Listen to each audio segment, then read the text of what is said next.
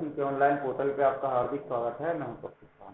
देखिए, पिछले वीडियो में हमने क्या पढ़ा था? हमने किसी सरल लोलक की स्थितिज ऊर्जा के बारे में पढ़ा था कि कोई सरल लोलक अगर उसको हम स्वतंत्रता पूर्वक यानी m द्रव्यमान के सरल लोलक को किसी l लंबाई पर धागे से कील की तरह हम लटकाएं तो हम देखते हैं कि उसकी स्थितिज ऊर्जा 1/2 kx² होती थी, जहाँ k क्या था?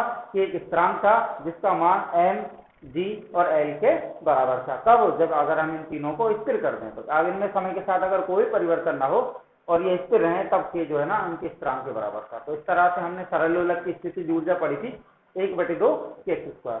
अब देखिए, ये चीजें हमें याद रखनी थी। हमने गतिज ऊर्जा के लिए 1/2 m² दिया देखा था, स्थितिज ऊर्जा के लिए हमने E बराबर mgh देखा था। इस सरल लोलक की जो स्थितिज ऊर्जा थी वो 1/2 kx² देखी थी। अब देखिए, ये सारी चीजें जो हमने इसके कुछ न्यूमेरिकल भी हमने किए थे, न्यूमेरिकल्स के साथ में हमने और भी देखा था कि इनके साथ साथ जो हमने 1-2 न्यूमेरिकल कराए थे। मैं तुमसे बार बार ये चीज कह रहा हूँ कि अगर कोई न्यूमेरिकल तुम्हें नजर आता है, कोई एग्जाम्पल तुम्हें नजर आता है तो उसको एक बार अपने हाथ से करके खुद देखो। अगर नहीं आता तो तुम कमेंट करके मुझे पूछ सकते हो। बाकी मुझे तो आज तक किसी ने कोई कमेंट नहीं किया कि ये चीजें न्यूमेरिकल को करना है। पता नहीं तुम करते क्या हो, बेसिकली सीरियसली तुम इन चीजों को नोटिस नहीं कर रहे हो। अब देखिए, अगला बिंदु है विद्युत ऊर्जा।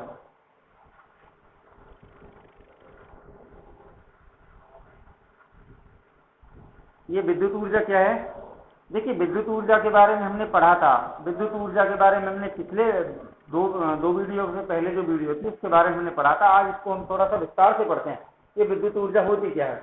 देखिए, जैसा कि विद्युत शब्द से स्पष्ट है, हमने विद्युत के बारे में क्या पढ़ा था? स्टार्टिंग में जब हमने 10वां पाठ स्टार्ट किया था तो पढ़ा था, क्या पढ़ा था? कि आवेशों के प्रवाह की दर को हमने विद्युत धारा कहा।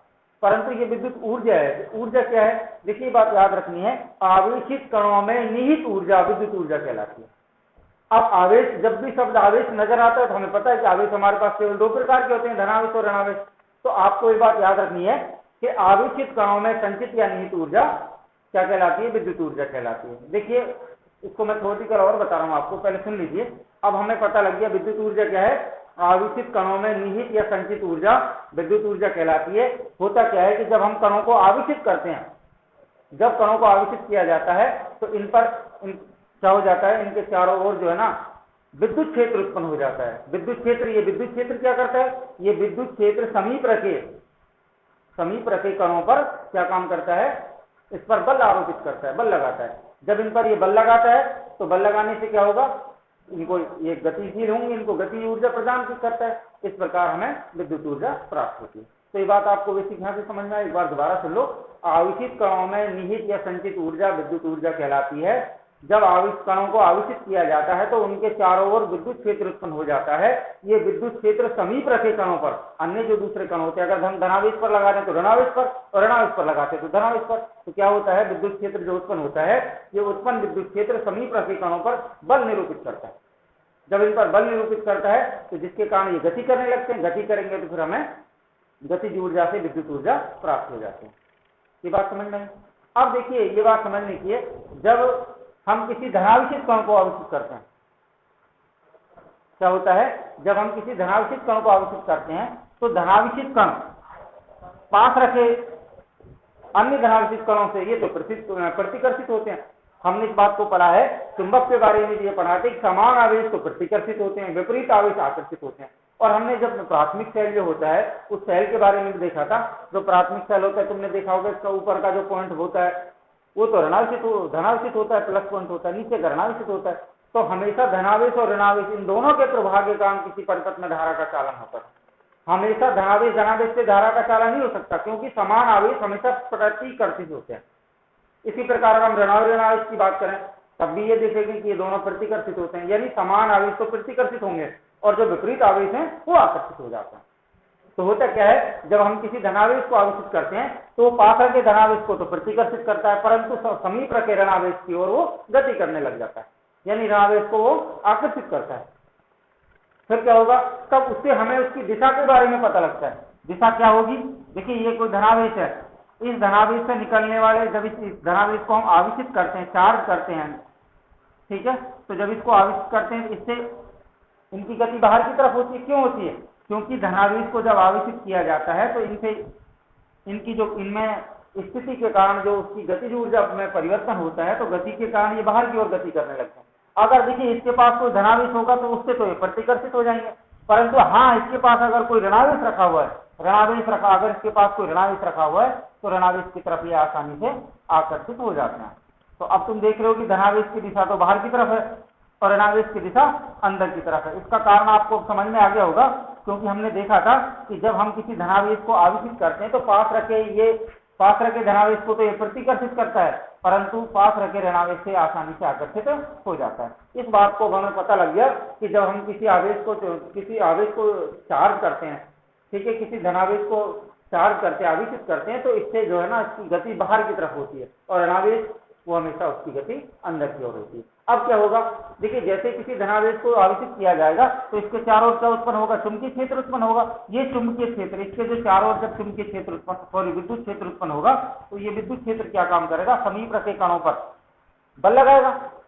इस पर बल लगा रहा है, इस पर बल लगाएगा। जैसे इस पर बल लगाएगा तो ये ऋणावेश कैसा होगा, गतिशील होगा।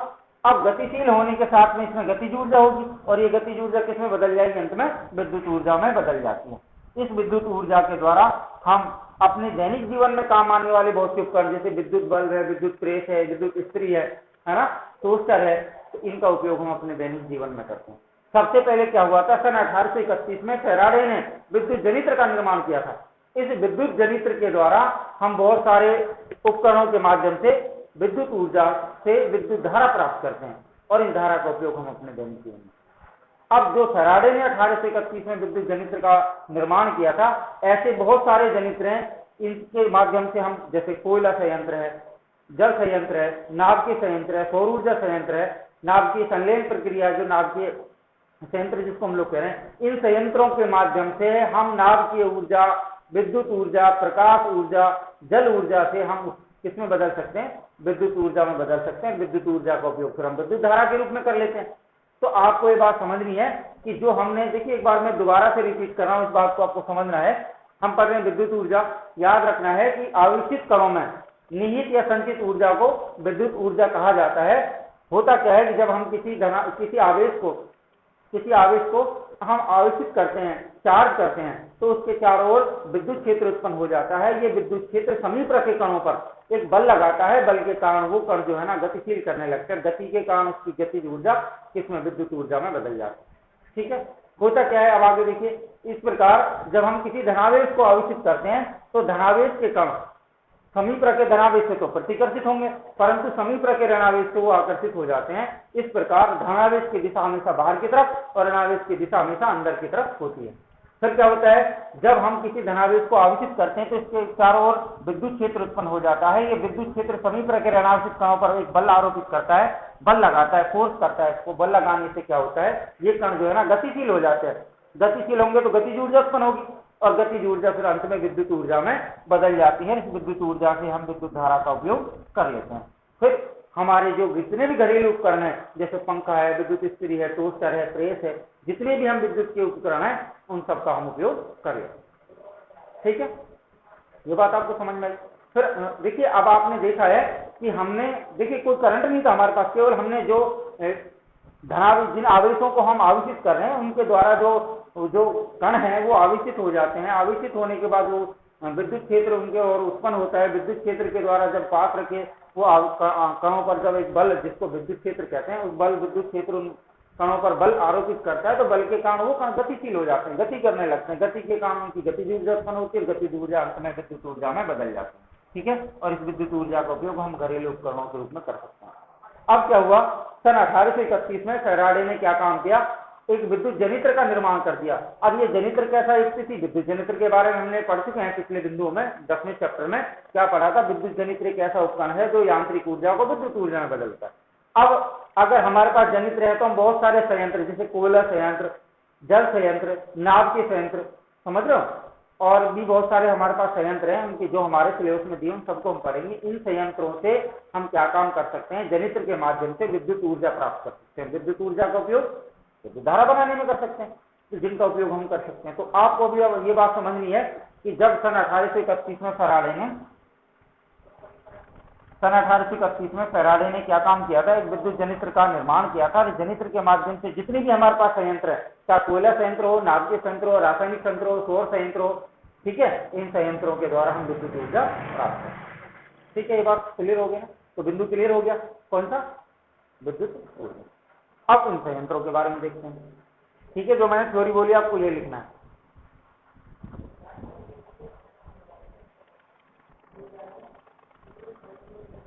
पहले पढ़ते हैं कोयला संयंत्र।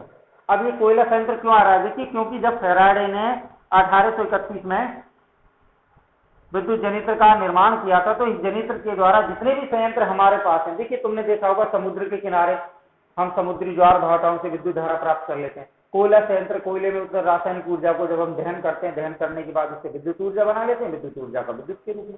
इसी प्रकार नाव के संयंत्र, नाव के विखंड और संलयन में बहुत सारी ऊर्जा मुक्त होती है, ऊर्जा का उपयोग विद्युत धारा। तो इन सारी जो व्यर्थ की ऊर्जा, जो संयंत्र हमारे पास है, जनित्र के माध्यम से इन सबसे हम विद्युत ऊर्जा प्राप्त कर सकते हैं, विद्युत ऊर्जा से हम धारा बना सकते हैं। तो इन सारे जो हम संयंत्र पढ़ेंगे, जैसे कोयला संयंत्र, बहुत सारे संयंत्रों को हम लोग पढ़ेंगे, ये कब संभव है? जब विद्युत जनित्र हमारे पास हो। विद्युत जनित्र के माध्यम से हम इनका उपयोग विद्युत धारा बनाने में कर सकते हैं।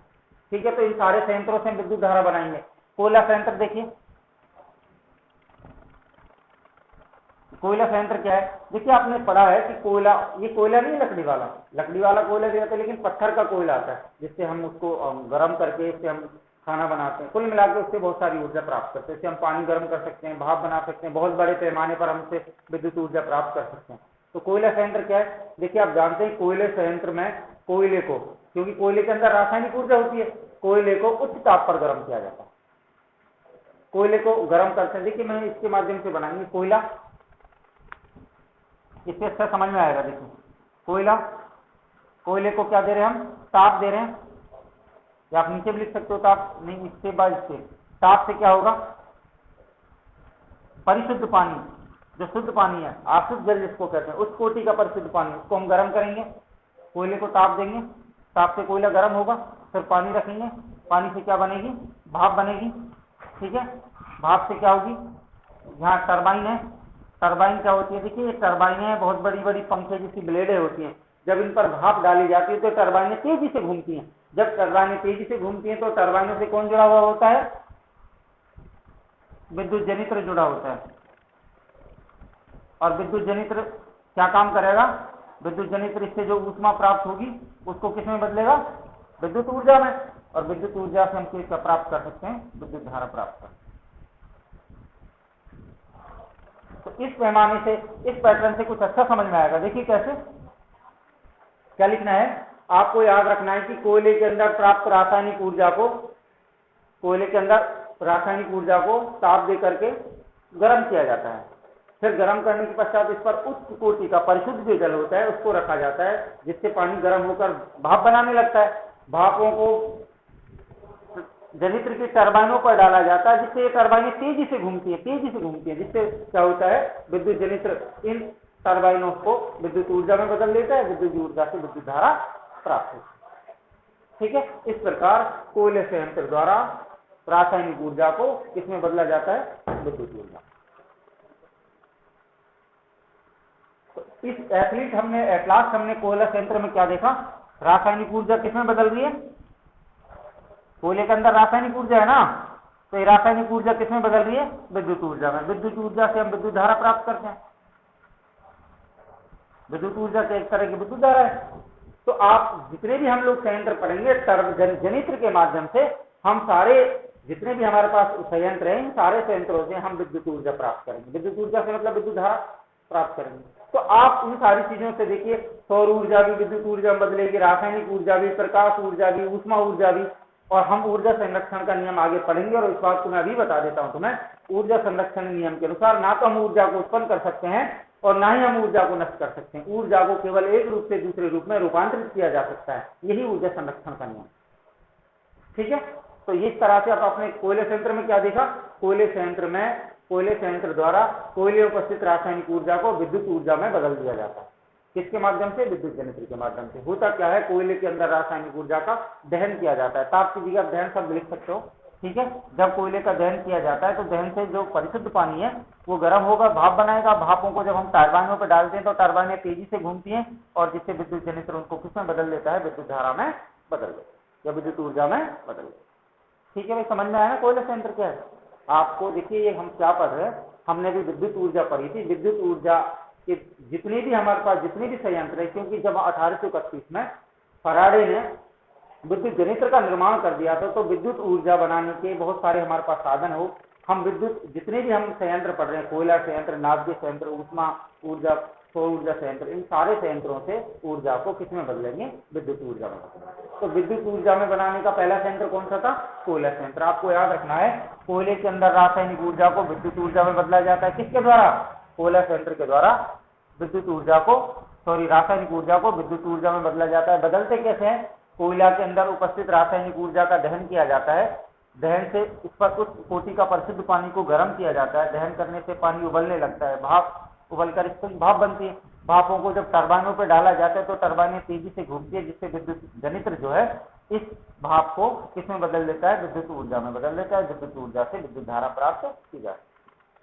ठीक है, तो ये हो गया। अगला देखिए, नाभिकीय संयंत्र।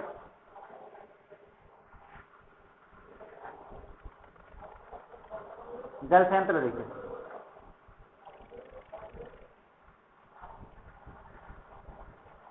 ये जल संयंत्र क्या है?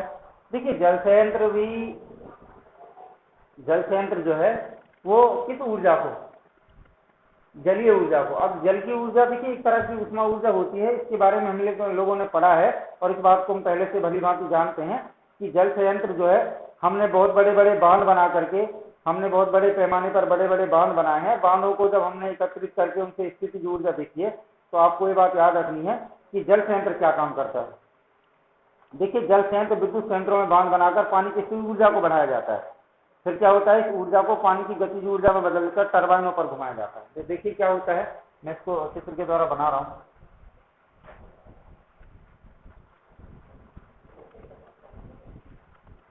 आप चित्र के द्वारा इसे समझ सकते हो।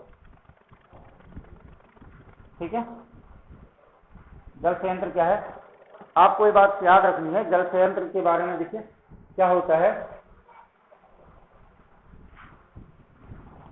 जल संयंत्र में जल के बड़े बड़े बांध बनाए जाते हैं। मैं पानी के यहाँ बांध बना रहा हूं, देखिए इसे थोड़ा ठीक समझ में आएगा।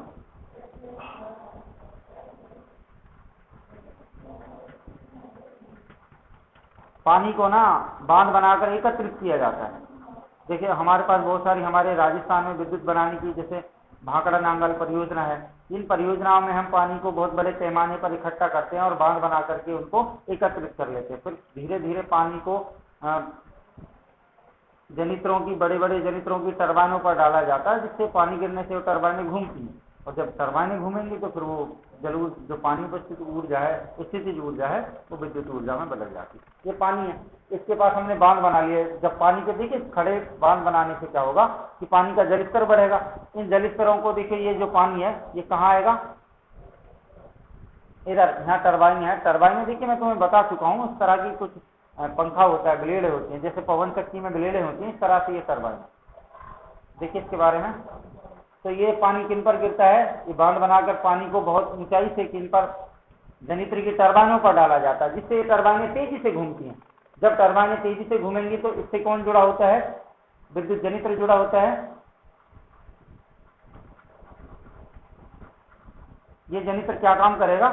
इस पानी की गतिज ऊर्जा को, अब देखिए ये तो स्थितिज ऊर्जा है पानी की, पानी को हमने इकट्ठा किया है तो इसकी स्थिति में परिवर्तन किया है, और वस्तु की स्थिति के कारण संचित ऊर्जा स्थितिज ऊर्जा है। लेकिन जैसे ही पानी ये बांध से ऊपर से गिर रहा है, तो अब ये कौन सी ऊर्जा है? पानी की गतिज ऊर्जा। ध्यान रखना इस बात का, ये पानी की जो गतिज ऊर्जा है, ये स्थितिज ऊर्जा गतिज ऊर्जा में परिवर्तित हो गई।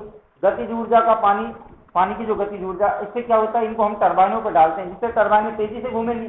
टरबाइनें तेजी से घूमेंगी तो इस टरबाइनों से कौन जुड़ा हुआ है? विद्युत जनित्र। और ये विद्युत जनित्र क्या काम करेगा? विद्युत, इस पानी की गतिज ऊर्जा को विद्युत ऊर्जा में बदल देता है।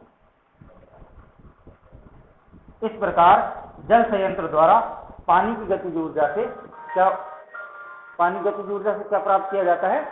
विद्युत ऊर्जा प्राप्त की जाती है। ठीक है, समझ में आई बात?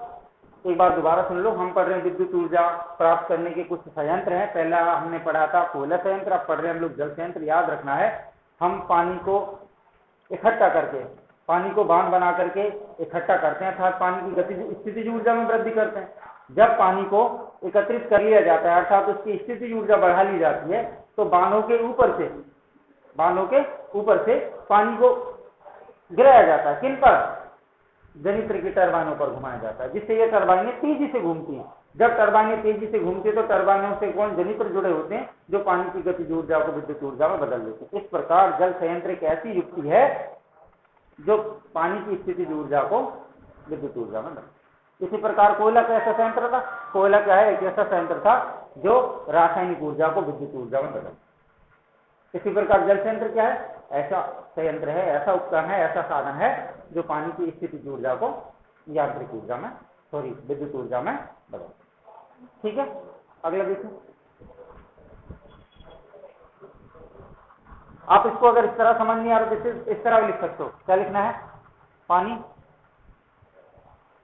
ठीक है, पानी की मैं यहां सीधा लिख रहा हूं, बांध स्थितिज ऊर्जा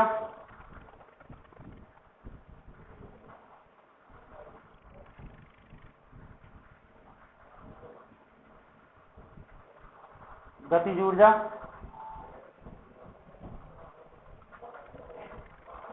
टरबाइन, ठीक है, जनित्र और विद्युत ऊर्जा। इस तरह से आप इसको चार्ट बना सकते हैं।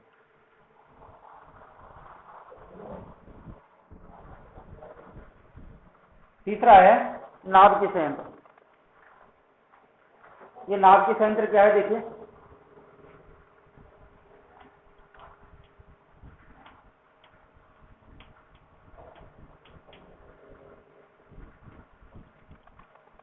देखिए, नाभ के संयंत्र के बारे में हमने पढ़ा है। हमने बहुत सारी, देखिए हमने 3 चीजें पढ़ी है। नाभ की संलयन हमने पढ़ा है, नाभ के विखंडन हमने पढ़ा है और श्रृंखला अभिक्रिया हमने पढ़ी है।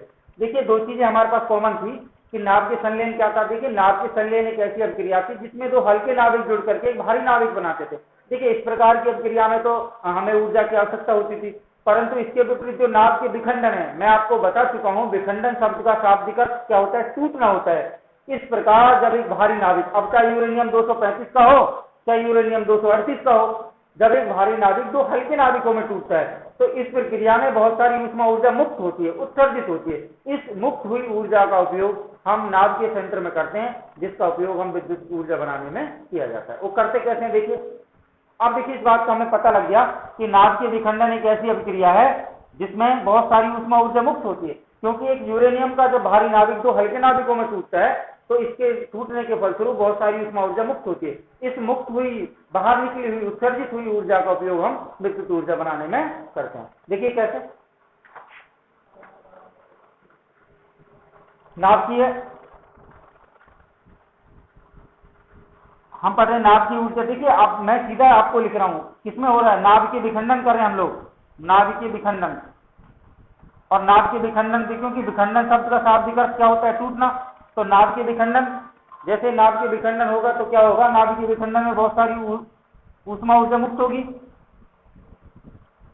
ये मुक्त हुई ऊष्मा कहां डाली जाती है? टरबाइनों पर। जब टरबाइनों पर डाली जाती है तो टरबाइनें तेजी से घूमेंगी। इनसे कौन जुड़ा हुआ है? जनित्र। जनित्र क्या काम करेगा? इस नाभ की ऊर्जा को किसमें बदल देगा? विद्युत ऊर्जा में। इस प्रकार नाभ के संयंत्र एक ऐसा उपकरण है, ऐसा साधन है, ऐसी युक्ति है जो नाभ की ऊर्जा को विद्युत ऊर्जा में बदलती है। तो आप समझ गए होंगे नाभ के संयंत्र क्या है। नाभ के संयंत्र एक ऐसा उपकरण है जो नाभ की ऊर्जा को, अब नाभ की ऊर्जा, क्योंकि नाभ के विखंडन में नाभिक टूटते हैं, चाहे यूरेनियम 235 हो या यूरेनियम 238 हो, तो अब आपको समझ में आ गया कि नाभ के संयंत्र क्या है? एक ऐसा उपकरण है जो नाभिकीय ऊर्जा को विद्युत ऊर्जा में बदलता है। बदलने का तरीका क्या है? पैटर्न क्या है? आपको याद रखना है। नाभ के विखंडन, नाभ के विखंडन में बहुत सी ऊष्मा ऊर्जा मुक्त होती है। इस मुक्त हुई ऊष्मा को टरबाइनों पर डाला जाता है, जिससे टरबाइनें तेजी से घूमती हैं। टरबाइनों से जनित्र जुड़ा हुआ होता है जो विद्युत ऊर्जा में, उनको, नाभ की ऊर्जा को विद्युत ऊर्जा में बदल देता है। ठीक है, तो इस तरह से आप, और भी बहुत सारे हमारे पास बिंदु बचे हुए हैं, इन बिंदुओं को हम आसानी से पढ़ेंगे।